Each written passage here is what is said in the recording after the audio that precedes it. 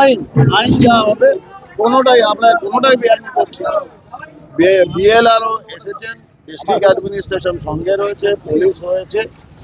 আমাদের ভারতীয় জনতা পার্টির একজনও কর্মী কোনো জিনিসে হাত লাগাবে না, এটা বলা হয়েছে। আইন আমরা নিজেদের হাতে তুলে নেব না। আইন অনুযায়ী সে যাই হোক না কেন তার বিরুদ্ধে ব্যবস্থা নেওয়া। সাধারণ মানুষ অভিযোগ করছেন এই ওয়ার্ডে অনেক একটা জিনিসও ছাড়া হবে না। এখন আমি বুঝি সাধারণ মানুষের প্রত্যাশা, শুধু 15 বছর আপনারা সহ্য করেছেন, আমাদের অন্তত 15 মাস তো দিন। এখনো তো আমরা নির্বাচনের ফলাফল বেরিয়েছে 4 তারিখ, 5 তারিখ থেকে আজকে ধরলে 20 দিন। তো 20 দিনে তো আমরা শুরু করে দিয়েছি ভাঙা একের পর এক। একটু সময় দিন, উত্তরপাড়া বিধানসভা পরিষ্কার হবে, আগের উত্তরপাড়া ফিরে আসবে, কোনো সন্দেহ নেই। আমি দায়বদ্ধ, আমি অঙ্গীকারবদ্ধ এটা করে দেখ।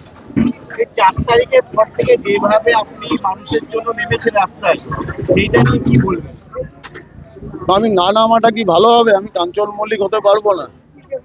আমাকে মানুষ ভোট দিয়ে নিয়ে এসেছে কেন? আমার জন্য। আমি নতুন কিছু করছি না, আর বিরাট কোনো কাজ করছি না, এটার জন্যই মানুষ আমাদের এনেছে। বেআইনি কাজগুলো আগেও ছিল, তখন তো কেউ চোখ দিয়ে দেখে পর্যন্ত। দেখুন, আপনাকে পার্থক্যটা বুঝতে হবে। ভারতীয় জনতা পার্টির প্রতিষ্ঠাতা ডক্টর শ্যামাপ্রসাদ মুখার্জি, তৃণমূলের প্রতিষ্ঠাতা ডক্টর মমতা ব্যানার্জি। দুই ডক্টরের মধ্যে যে পার্থক্য, এটা যদি বুঝতে পারেন তাহলে আপনার সাথে হবে না। একটা চোরেদের সাম্রাজ্য ছিল, জিহাদিদের সাম্রাজ্য ছিল। আমরা এরকম ভাবে জিহাদিদের সাম্রাজ্য ভেঙে গুড়িয়ে দেবো। একটা অভিযোগ হচ্ছে যে কোনোটাই বাদ যাবে না। আমি তো বললাম আপনাকে, কোনো বেআইনি জিনিস বাদ যাবে না। কোনো লোক, সে যত বড় ক্ষমতাশীল হোক না, তাকে আমরা টেনে নামাবো।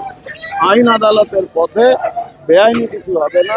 কিন্তু আইন প্রয়োগ করলে কি হয়, এটা এই পৌরসভার চেয়ারম্যান হোক অথবা তৃণমূলের দুর্বৃত্ত কাউন্সিলর, তারা আমরা আইন প্রণয়ন করছি, নতুন করে কোনো আইন বানাই না। যা আইনে রয়েছে সেই অনুযায়ী।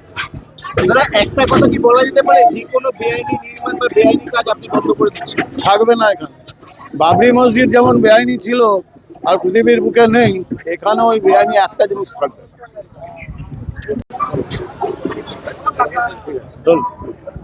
বলছি এইরকম বেআইনি ধরনের যে সমস্ত নির্মাণে সব ভাঙার কাজ চলছে, বিধায়ক ভাঙছে, কি বলবেন?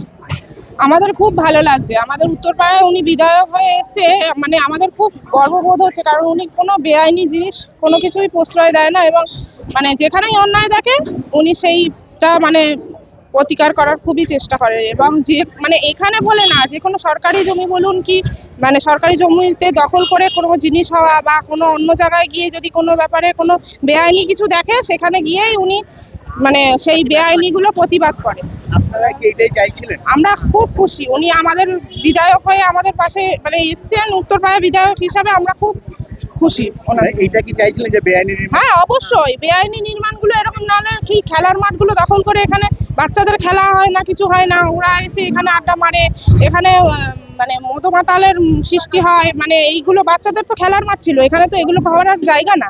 বেআইনি ভাবে এখানে এরকম ভাবে বিজনেস করছে, মানে অনেকদিন ধরে এখানে আরো দোকান পাশার আছে সরকারি জায়গাতে, এগুলো তো ভেঙে দেওয়া উচিত, কারণ এগুলো মানে সরকারি জায়গা, সেই সরকারি জায়গায় তো বেআইনি ভাবে কোনো কিছু করার কোনো রাইট নেই কারণ। আজকে বিধায়কের উপস্থিতিতে আজকে বুলডোজার চলছে, বলবেন? আজকে আমাদের ভীষণ খুশির দিন, কারণ আমরা 30-35 বছর যে খেলার মাঠটা আমাদের হারিয়ে গেছিলো, সেটা আজকে আমরা ফিরে পেয়েছি। এবং তার জন্য সব মানে অবশ্যই আমাদের যে বিধায়ক আছেন তার একান্ত তার প্রচেষ্টায় এবং বিভিন্ন পাড়ার সমস্ত মানুষ এবং জনতা বাড়ির সমস্ত কর্মকর্তার জন্যই আজকে আমরা এটা ফিরে পেয়েছি, বাচ্চাদের খেলা মাঠটা ফিরে পেয়েছি।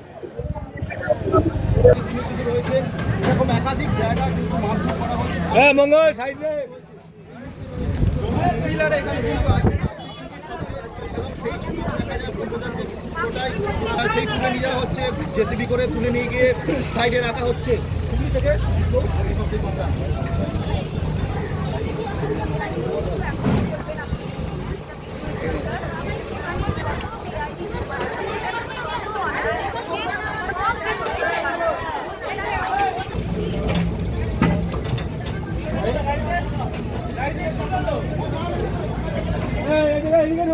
এই